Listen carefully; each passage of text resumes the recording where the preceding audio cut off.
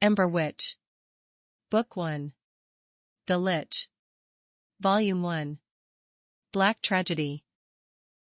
Chapter 3. Half-Blood. October 21st to December 21st, 458 BME.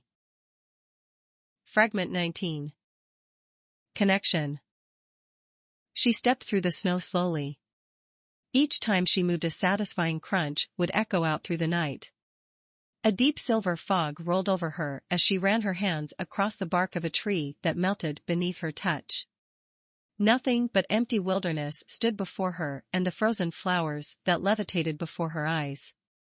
As she moved closer and closer, the flowers grew in size until finally they had reached past the moon. As she reached her hand out to touch the cold frost-covered petals, her hand dissolved into ash. She recoiled for only a moment, then reached her other hand out, and once again it fell to the snow in slow beauty as it evaporated into nothingness. She fell backwards, diving deep into frozen waters. Unable to move, she let out her last breath and surfaced into a room of pure reflective glass. Pushing herself up with both arms now intact, she witnessed her eyes disappearing one by one until there was only darkness.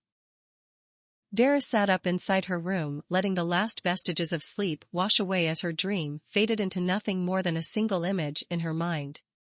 She stretched her arms, then stood from the bedding and walked to the door. Noticing that she was still in her tight black and gray cinders attire, she opened the door and walked softly into the main entranceway. Absolutely not. You think I would just let you take that thing and be on your merry little way? You have no idea what it can do, and why in the gods would you agree to this? Neela asked with so much frustration that her hands trembled. Look, it's the only way she would agree to help us. I don't like the idea either, but if we are to stop the necromancers, what choice do we have? Fevra said, trying to reassure the idea to himself more than Neela. I know where they are, what they are doing and how to stop them. If you ask me, I don't care what they do, but Vera was the one who contacted me. This is my price, take it or leave it, either way I win. Hana replied as Vera stepped into the room. What are you talking about? Oh shit. Vera asked, still tired enough to warrant a yawn before she spoke, but was stopped in her tracks by the sight of Fevra, Neela and Hana standing around the table with a multitude of different maps, books and notes scattered about. So you finally woke up? When I said take a day off, I meant take a day off, not bring home the one person who would make everything far more complicated. Neela said with a sigh. What in the void did I drink? Damn near don't remember anything after getting to the bar. Vera said, then took up a place at the table. I was just discussing the idiotic idea of giving Hana the Black Blade, you know, the one that caused Fevra to murder his pack and possessed him. Neela said, and Vera ran her fingers over her eyes. Please tell me this wasn't my idea, she said in disbelief. No, it was mine. Of course it was your idea, Hana replied and folded her arms in a disappointed yet sarcastic manner. And just how would we get our hands on it to give it to you? It's locked away somewhere deep in the evergreen. It's not like we can just march in and take it. There are spells that repel everyone foreign to the forest, packs of hunters patrolling every inch of the woods and hundreds of creatures that lay in the path, not to mention the mages that guard the blade day and night, Vera said with an attitude. We can't, but he can. Fevra will take me to it. He knows how to get through the fog, he knows where it will be held. He has lived in those trees his entire life, Hana retorted, and Vera shook her head. He was exiled, they wouldn't let him near the thing, let alone the forest, she said, waving her arm toward Fevra. Even with my exile, my people need to know what is coming. We don't have time to argue about this. The Elven are preparing for an invasion and the necromancers are attempting to summon a watcher. I have to warn them. I disagree with giving Hana the blade, but she is the only person here who has an inside to the necromancers, Fevra said, getting his opinion out in the open. I haven't had the opportunity to say this until now, but given that the necromancers are experimenting, they might be after something much worse than a watcher or an undead abomination. Vera, Hana, you know far more about it than I do. The current pattern of the necromancers suggests that they are traveling across the east. Each major city and even smaller settlements have reported that their graveyards and crypts have been raided. Corpses are missing, however no jewelry or valuables were taken. This means that they are gathering a large amount of bodies. Could we be looking at something bigger here? Neela asked, with deep sorrow. Most necromantic rituals have been lost over the past few hundred years. Even in the Church of Vera that information has been long destroyed, Hana replied. She isn't wrong, Neela. Most of the rituals have been long destroyed ever since the Elven routed out all worshippers of Veronsin's garden. If it wasn't for their civil war, they would have marched upon the mainland to destroy every branch of the church. Vera explained. I think we are on to something here. Just hear me out on this one. The Elven were stopped by a civil war before they could destroy the entire Church of Vir. They were successful in burning the Narcosis and wiped the knowledge from existence besides for the mainland branch. After nearly 200 years, the church itself has fallen into obscurity besides for the few zealots left here in the east along with the south. After the Elven War ended, the Church of the Gods began its long-awaited march on the mainland to ensure that the worship of Vir is completely destroyed. They send scouts to gather information about the church and find in its place a clan of necromancers. This could be possibly the worst situation of all. Just think about it. Vir is the dark goddess, the mistress of death, the mother of rape. A splinter cell of Vir worshipping necromancers begins gathering corpses, and one of your cinders is working for both. What if Takashi was reporting to the Elven and giving them information on the necromancers? This still doesn't explain why he would murder the Bell Sage, but it could make sense of what is happening. The Elven are preparing to invade to finally purge all Vir worship. Hana explained in a long-winded speech that caused Vera to jokingly close her eyes and pretend to sleep. Whatever the reason might be, it doesn't change the fact that we are all in danger, the humans, the Orsin, the Fyren and the Lyren. We are all going to face the Elven Blade or some sort of failed experiment. We have to be prepared for whatever comes. Fevra said while pointing to each region of Valsilla that would be the targets for either faction. Hana, take Fevra and Vera to the necromancers and silence them. Cress and I will investigate the Elven. By the time the three of you return, we should have an idea of what we are in for. You will leave tomorrow, Neela said, then leaned against the table. Their camp is located here at the ruins of Shinrin Keep. There is an obelisk about a mile away. If we go in quietly, we can kill them without issue, Hana said, pointing out the location on the map. That is only a week's ride from Shikari. That could explain why Persian was there in the first place. His target was the daughter of the mayor. If they were after her for a sacrifice, they could have been attempting a summoning. We do need at least one of them alive in order to get information out of them, Vera replied, which caused Hana to look at her. Fine, we will leave one of them alive, everyone else dies. If we are leaving tomorrow, I need to know what this wolf is capable of, Hana said, then walked out of the room. Fevra looked at Vera, then to his missing arm, and shrugged, then walked out. Where is Cress? Vera asked after a moment of silence. Neela began clearing off the table, but didn't answer. What? Vera asked after another few moments of silence.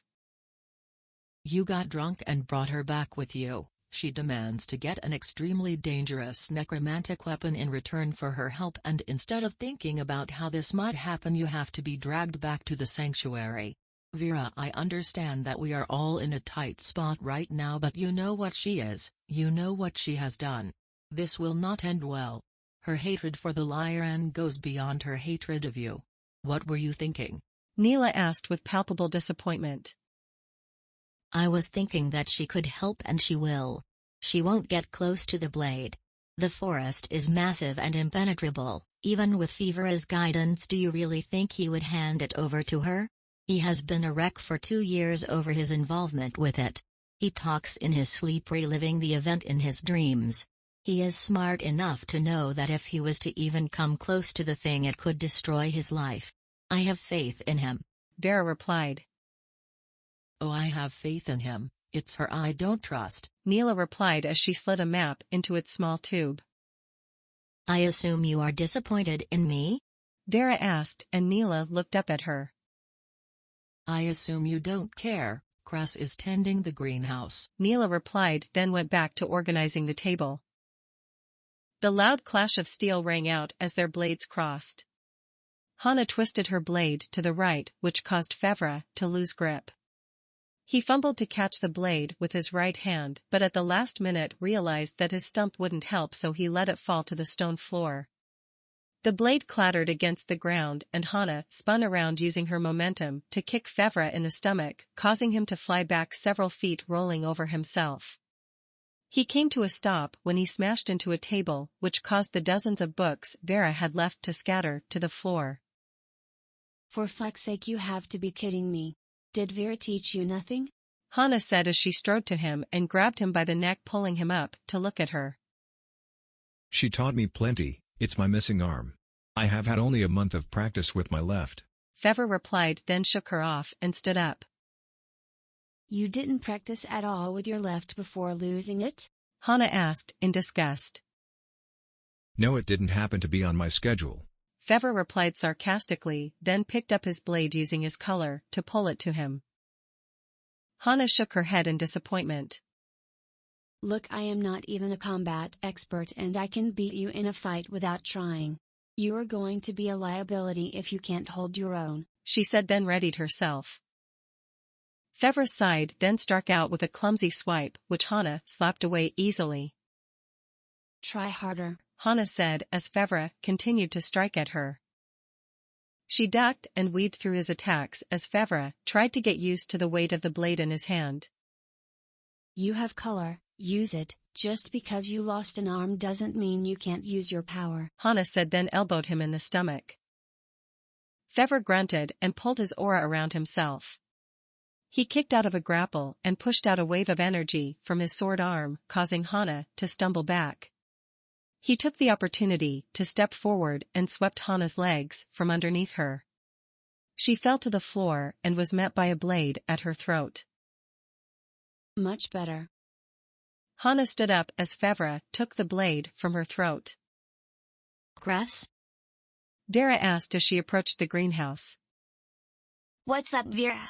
What do you need? Cress answered with her own question. I wanted to ask about how you're handling the situation involving your father.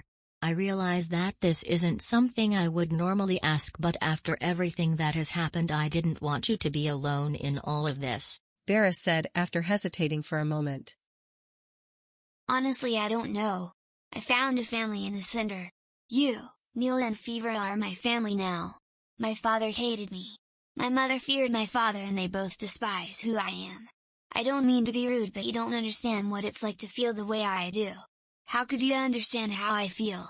You were gifted the body I wish I had. My own father beat me because I expressed even the smallest amount of femininity.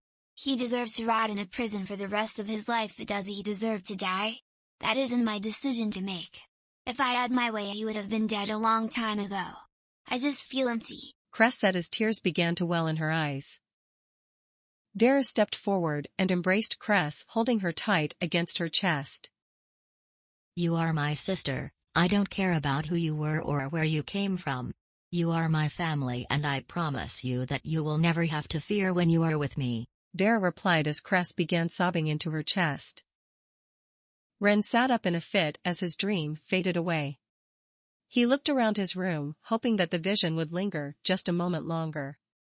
He stood from his bed feeling the cold stone floor against his pad. He stepped quickly to the door and opened it. After a brisk walk down the dark hallway, he came to Haru's room.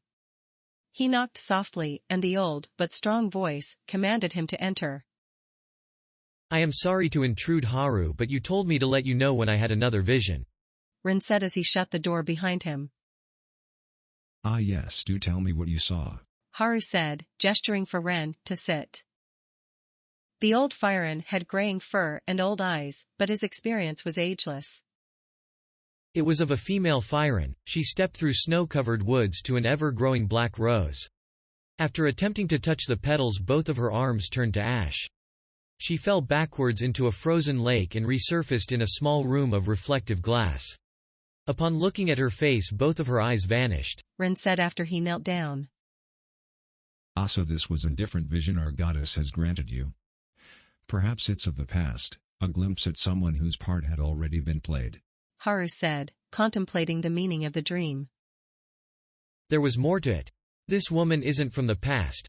Do you recall the night we were ambushed by the Fyron woman who was traveling with the Lyran? I am positive that woman was the same. She has a part in our goddess's plan. What that might be I couldn't say, but it was her, I know it. Ren said without hesitation. I am not surprised that she would interest Vera. After all, the Lyran seem to possess something akin to the darkness of a mage steeped in necromancy. We shall prepare for her arrival, but in the meantime I would like to know of our associate's fate. It has been quite some time since he has contacted us. Haru replied. I shall send a message immediately. If there is anything else you would like to ask, do say so. Ren said as he stood up. No, nothing more than an update shall be required, thank you. Haru replied and watched as Ren left the room. The sun had just passed midday as Fevra and Hana stepped out of the training room. Hana stepped past and headed down to the hot spring to get in one last soak before their long journey north. Fevra headed the opposite direction to the main entrance. Just as he walked in, Cress and Vera stepped through the entrance door. Vera looked at Fevra, then to Cress and gestured with her head. Fevra had no idea what she was attempting to say by doing that, so he shrugged and Vera rolled her eyes. Fine, I will speak first, Vera said with a sigh. Cress and I talked about it for well over 4 hours at this point. As you have already seen, Cress is different from Neela and I. She wasn't sure of who she was, but years in the Cinder and acceptance from her clan siblings gave her a new life. I have been your partner, your sister, for almost 2 years now. I have watched you grow from a scared puppy to a killer, and I have gotten to know almost every aspect of your being. Cress and I have decided that neither of us can keep you to ourselves any longer, Vera said as she walked closer and closer to him. What are you talking about? Fevra asked nervously. Are you really that dense? Vera asked with a smile.